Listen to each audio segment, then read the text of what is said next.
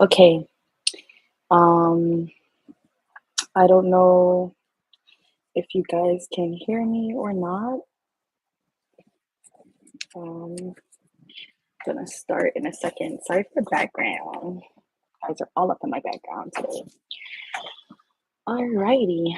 So it's time and we're gonna jump right in it today. So assalamu alaikum everyone. Thanks for being here and welcome to our weekly exploration of Islam and the destiny of man. I'm Khadija, and obviously, I'm happy to be here. Last week we thank you for your support. Last week we dove into pages 10 to 15 of the text, and we uncovered some incredible insight into spiritual and cultural foundations of Islam. And today we're gonna continue the journey with the pages 15 to 20, and trust me, trust me. The discussion is going to be thought provoking, but also very interesting. So stay tuned. Yeah, before we dive in though, let me know in the comments where you're joining from. I love to see, how far this community has reached so far. And don't forget, if you don't have the book, it's accessible to you free online, or you could purchase it. The book is called Islam and the Destiny of Man. Give you guys a few seconds to let me know where you're from. And if I don't hear anything, I'll just go ahead and get started.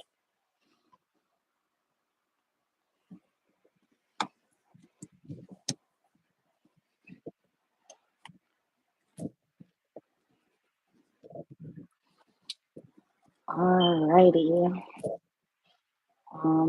I don't see anything in the chat session, so guess I'll just go ahead and get started. So yeah, let's start with this like profound thought, right? So, and I'm gonna this is a sentence that was taken out of the book. It says Islamic culture is an aspect of religion itself, and there is no secular division. So in Islam, to leave the faith is like to leave the community as a whole. So this concept ties us directly to the importance of theology and like deep metaphysical understanding of faith, which sadly I would say a lot of Muslims and Christians today overlook. So here's something somewhat fascinating. God has endowed us with a drive to question, right? To seek and to explore the nature of the reality that we live in. So, this divine gift, aka our mind, to think, to be able to use our logic, it's this divine gift is it's not just a luxury, it's a responsibility, right? And if these questions come from him, how could we not provide answers? Like it's a cycle of inquiry and enlightenment that strengthens our understanding of Allah and of ourselves, right? So I don't know, what do you think about this? Are we as a community, like Islamic community, nurturing our questioning minds? Like, do you think that we are asking question, or are we just robotically going through life? Do you think that we are giving ourselves like knowledge and information to progress in life? Drop your thoughts in the chat. I would love to hear it. Um, but yeah, so now here's like a critical point that stood out to me specifically in that the book spoke about. So in our modern world, the intellectual underpinning of faith is under attack, right? Like the traditional arguments for believing in God and afterlife don't always resonates with a lot of people in society today. Some people don't even think that there's an afterlife, right? But as Muslims, mashallah, the Quran literally commands us to think. I can't say think enough, and to reflect, right?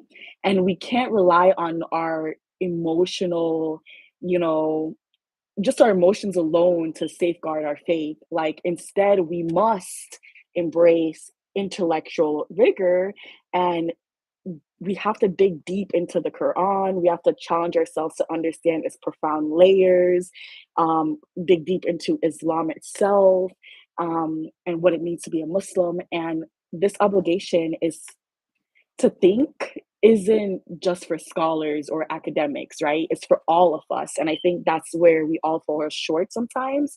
We think that's for the scholars and academics. We just have to do our five daily prayers and go on about our lives. Um, but what's one ayah from the Quran that made you stop and reflect deeply? Share that in the comments. I love to see what resonated with you and why it made you to stop and reflect deeply. For me specifically, um, and this is so corny. You guys probably hear this all the time, but for me, it's Quran 94 verse 6. It says, "Indeed, with hardship comes ease," and alhamdulillah, like that's so nice. Like this Allah, this speaks volumes about life struggles, and it's like, and the relief that comes with the struggle, and it reminds us that no matter how overwhelming life feels, ease is near. It's always near. Why? Because Allah is always near. And it's like this repetitive, like the repetition of this message in the Quran emphasizes on the hardship and the ease that are intertwined, teaching us patience and hope during trial times, and it's a verse that shifts your perspective, which help us trust Allah's wisdom and timing. So that's why for me, every time I pray, when I do my dua, I always say, "Oh Allah, allow your will to overcome my desires, because I know you know what's best for me." And another verse that I, you know, think reshaped my perspective. Also, if you guys are writing right now what that verse is, I can't wait to read it. But if you're just listening in, then cool, thanks for being here. But another verse that really reshaped my perspective as well is Quran 5, verse 32. And it says, "And whoever saves one life, it's as if he had saved mankind entirely." Mashallah, how amazing is that? Imagine like doctors and EMT workers and all these great like workers, how much blessings they get, right? It made me think for a second, should I switch my career? But yeah, this ayah, like, it highlights the immersive value of life in Islam, like instilling like a sense of like responsibility to contribute positively to humanity. And to me, it was like it transformed the way I see my role in this world. It encouraged me to not focus just on myself, but to focus on compassion and justice in all my interactions, right?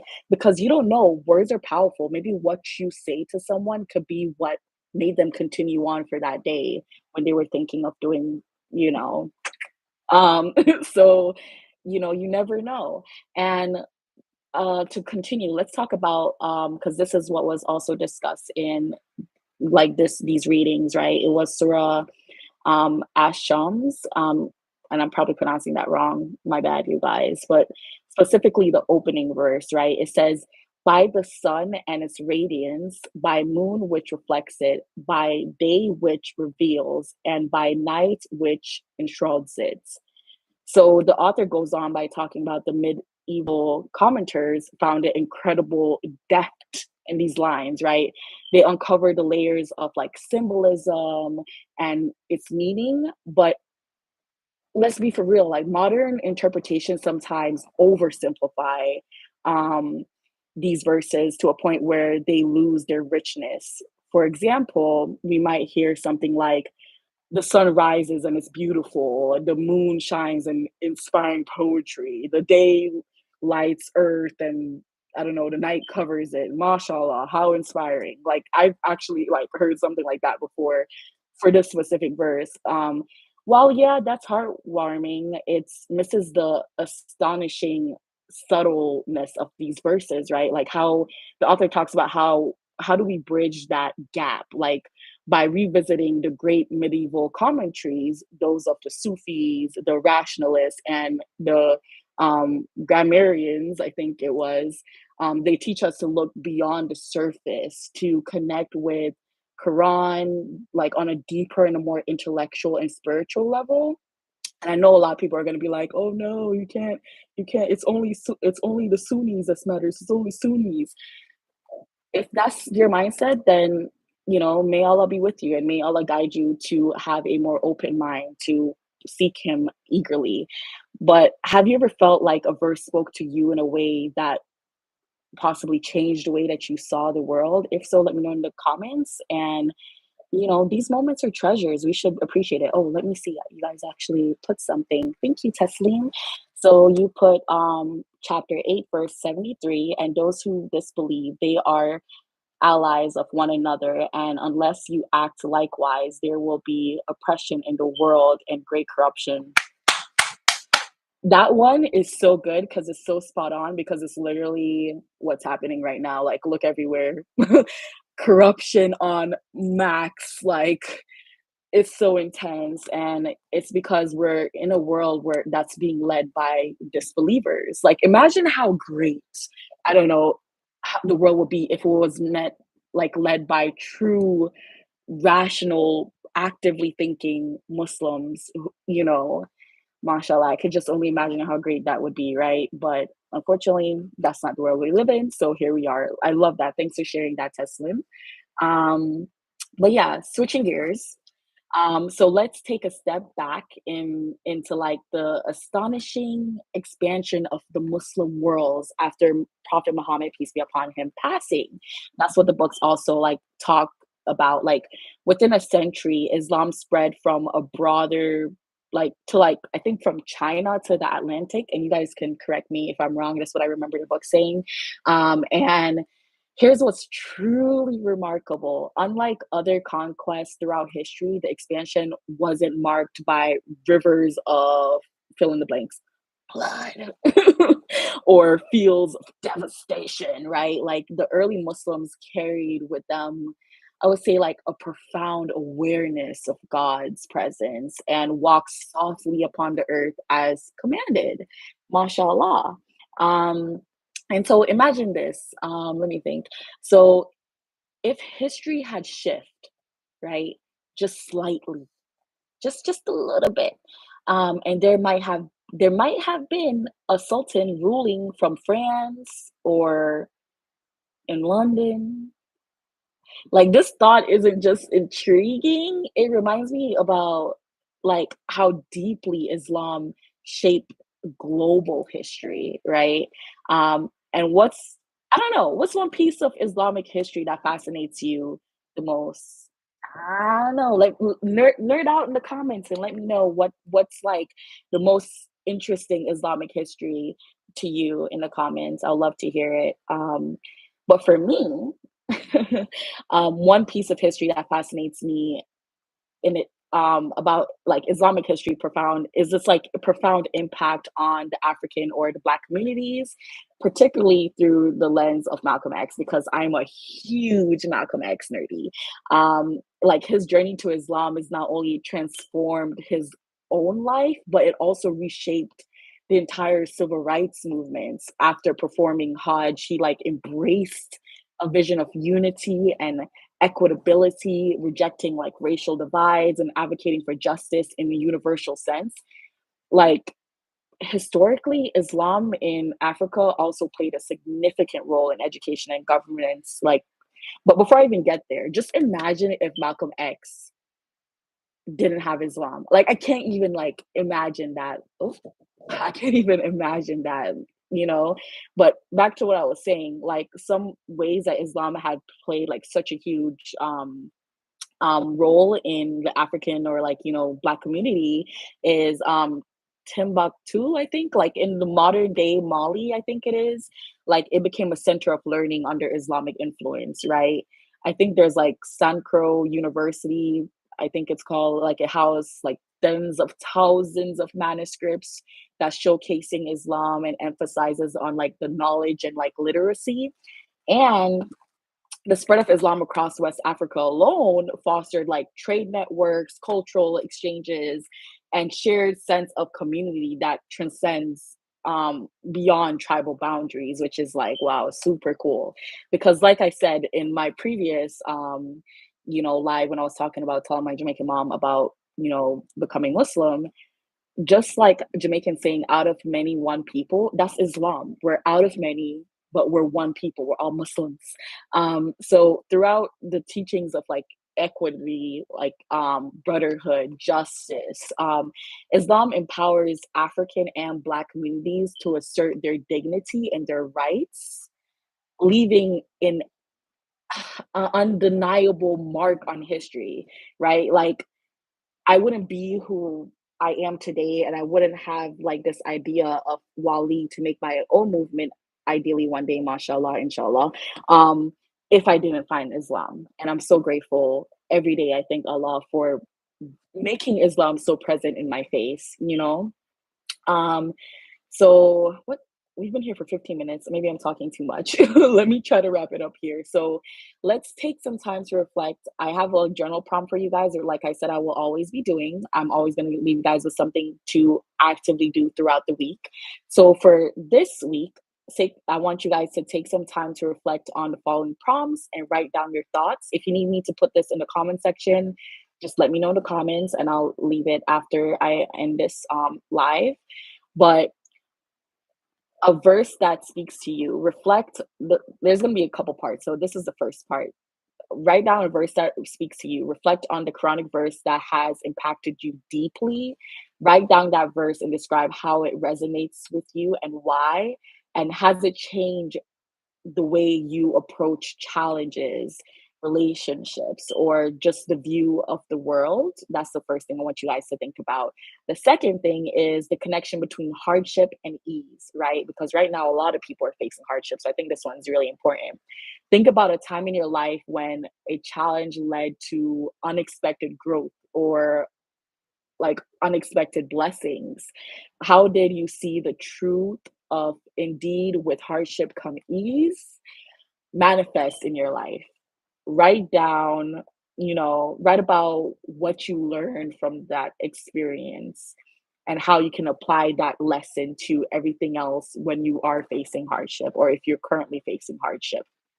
Um, the third thing, there's only four things. Hold on, bear with me. The third thing is Islam impacts on justice and equitability or equality. Reflect I challenge you. This is a challenge. You don't got to do it. But reflect on the story of Malcolm X or any historical figure whose life was transformed by Islam. And how does their story inspire you in your journey of faith or activism? Write about one value from Islamic teachings that you want to embody more in your life, you know? And then lastly, the fourth thing is your personal connection to Islam message, right? Islam emphasizes the value of saving one's life as equivalent to saving all of humanity. So think about one way you can contribute to helping others, whether through kindness, charity, advocacy, and write a commitment to take action daily or weekly or monthly, whatever you want to make that come into existence so that you're living that out. So my family, you know, I want to challenge you when you like leave from this today to be able to spend a week reflecting on this. Take your journals out if you do it on your phone. Think about this throughout the week and see what you come up with. And if you feel, you know, kind enough to share, or if you feel brave enough to share how that went, then please do in the comments at the end of the week after you reflected and after you've completed everything. I love to hear how it went for you guys. And if you guys do that, then I'll share mine too, how it went for me. But yeah, I can't believe it's almost 20 minutes. We've covered so much today. We've covered faith, intellect, Quranic depth, and history. And I hope you guys are feeling, inspired as I am. And next week we're gonna go into pages 20 to 25. So make sure that if you do want to read, then make sure you get the book and read. It's called Islam and the Destiny of Man. I think it's like 20 something dollars, and you could find it online, I believe, as well, for a lot cheaper, or sometimes even for free. And remember, our discussion thrives on your input, your thoughts, your reflection. to make this community what it is. So I really appreciate you guys being here and for you guys being active in the comments. And before we go, if you found today's session valuable, give this video a thumbs up, share it with someone who would love this journey, to come on this journey of learning more about Islam together, who wants to challenge their mind and to think more about Islam and the impacts of Islam. And don't forget to subscribe so that you don't miss the next time that we do this, because we do this weekly, right? We're here every single week to talk about this book and reflect on this book. So until then, keep questioning, keep learning, and always use your minds as you continue on your Islamic journey. Assalamu alaikum, and thank you for being here. Bye. Salam.